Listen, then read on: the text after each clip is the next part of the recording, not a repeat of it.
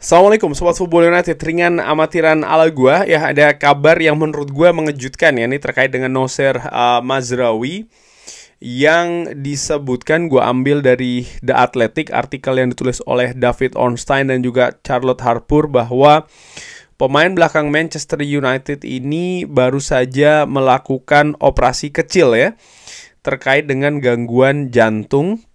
Ini bukan hal yang serius sebenarnya, ini lebih untuk pencegahan, dan bahkan dia sudah bisa tersedia di beberapa pertandingan ke depan. Nah, yang disebutkan juga bahwa penyerang 26 tahun ini kan sempat digantikan di istirahat babak pertama ke babak kedua ya, di hari Ahad ketika Manchester United seri menghadapi Aston Villa, bahwa Erik ten Hag juga mengkonfirmasi setelah pertandingan digantinya Mazraoui ini memang ada gangguan tapi tidak disebutkan secara detail. Nah, dari sumber yang lain yang gua ambil ini dari MUFC MPB ya, dari Daily Mail, mengatakan kalau memang sama nih kabarnya, Nocer Mazraoui ini melakukan operasi minor, operasi kecil terkait dengan gangguan di jantungnya.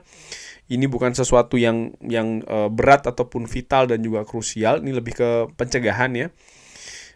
Manchester United sendiri disebutkan bisa menunggu sampai 2 bulan. Ini masih spekulasi.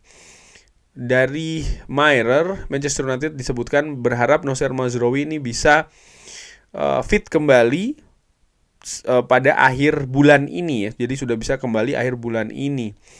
Nah, yang menarik adalah ini menurut gue situasi yang tidak menguntungkan bagi Manchester United. Ini yang salah satu yang dikhawatirkan. Kenapa? Manchester United saat ini tidak memiliki back kiri asli. Situasi back sayap ini tipis. Hanya ada Diogo Dalot dan juga Nocer Mazraoui.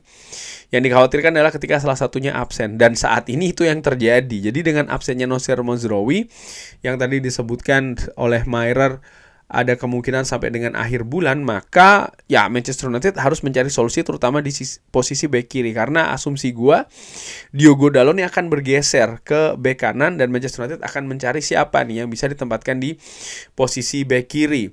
Kalau disebutkan sampai dengan akhir bulan ini, katakanlah, maka jadwal Manchester United di bulan Oktober ini tidak akan diperkuat oleh Mazraoui, maka dia akan absen ketika Manchester United bermain menghadapi Brentford, menghadapi Fenerbahce, menghadapi West Ham dan juga menghadapi Leicester di Carabao ya, di akhir bulan Oktober, tanggal 30 Oktober. Dan jadwal di bulan November sendiri, kalau gua sambung, Manchester United ini akan menjamu Chelsea, menjamu PAOK, menjamu Leicester lagi, away ke Ipswich, dan menjamu Bodo Glimt. Nah, apakah dia sudah bisa kembali ketika menghadapi Chelsea atau menghadapi PAOK? Ini masih belum bisa dikonfirmasi, tapi yang jelas jadwal Manchester United di bulan Oktober ini akan tanpa Nocer Mazraoui. Jadwal yang menurut gua, kalau dari lawan yang dihadapi misalnya Brentford, Fenerbahce, West Ham, Leicester, di atas kertas Manchester United harusnya bisa unggul. Manchester United saat ini berada dalam tekanan, terutama Erik ten Hag ya, dengan apa yang terjadi di pertandingan-pertandingan sebelumnya, terutama di Liga mereka belum bisa menang. Jadi ini tekanan dari sisi sendiri menurut gua, dan ini yang menjadi tugas berat sih dari tim kepelatihan Manchester United untuk bisa memperoleh kemenangan. Tapi di sisi lain ya mereka harus mencari cara untuk menambal situasi bek kiri. Ada beberapa pemain yang pernah dimainkan di posisi tersebut. Ada beberapa opsi menurut gue dari Manchester United untuk posisi ini ya. Ada Victor Lindelof misalnya yang di musim lalu sempat juga dimainkan di bek kiri. Kemarin dia ketika menghadapi Aston Villa menggantikan posisi dari Nocer Mazraoui di kanan. Itu juga bisa terjadi, artinya Lindelof di kanan lalu Dalot tetap di kiri, itu juga merupakan sebuah kemungkinan. Lalu pemain lain seperti kayak Lisandro Martinez itu juga sempat dimainkan di posisi bek kiri ya oleh Erik ten Hag. Tyrell Malacia, Luke Shaw masih belum jelas nih kapan akan kembali. Johnny Evans juga bisa dimainkan di sana. Toby Collier pernah dimainkan di posisi bek kiri. Hari Amas ini juga masih dinantikan debutnya untuk posisi bek kiri. Jadi sebenarnya ada banyak opsi di sana, namun menurut gua opsi-opsi tersebut tidak ada yang meyakinkan karena nama-nama tadi ya mungkin praktis hanya Hari Amas yang memang posisinya ada di bek kiri. Tapi pemain muda ini juga sering dinilai oleh media, oleh pundit juga dianggap masih belum siap nih, paling tidak secara fisik untuk bermain di level tertinggi di Premier League. Oleh karena itulah Erik ten Hag beberapa kesempatan juga lebih memilih pemain lain ya kan. Kalau misalnya menempatkan Lisandro Martinez, maka akan ada konsekuensi di sana karena Lisandro Martinez menurut gue memang proyeksinya adalah sebagai back tengah ya, sebelah kiri walaupun sempat diistirahatkan di pertandingan menghadapi Aston Villa.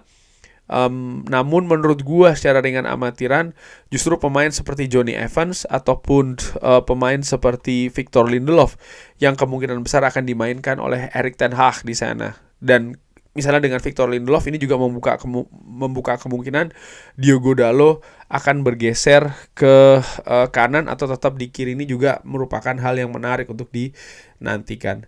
Secara keseluruhan gue harapkan tentu saja Nocer Mazraoui bisa segera pulih, bisa segera kembali. Di sisi lain gue juga berharap ya Tyrell Malacia paling tidak ini yang dia juga sudah sering terlibat latihan walaupun belum penuh bersama dengan skuad Manchester United bisa dipercepat ya, bisa cepatlah kembali sehingga ada pemain senior yang memang asli posisinya bek kiri ini bisa kembali ke skuad Manchester United. Kurang lebih seperti itu ya kabar terkait dengan Nocer Mazraoui. Ini akan menjadi hal yang sekali lagi seperti gue katakan di awal ya, ini akan menjadi hal yang menantang kurang lebih demikian bagi tim kepelatihan Manchester United untuk memutuskan siapa pemain yang akan ditempatkan di posisi bek kanan ataupun juga bek kiri selama Nocer Mazraoui ini absen. Bagaimana menurut Sobat Football United? Posisinya ya, siapa nih yang akan menggantikan terutama di bek kiri ataupun di bek kanan? Bisa drop di kolom komen. Terima kasih sudah menyaksikan. Jangan lupa like, sholat, dan juga subscribe. Wassalamualaikum warahmatullahi wabarakatuh. Thank you.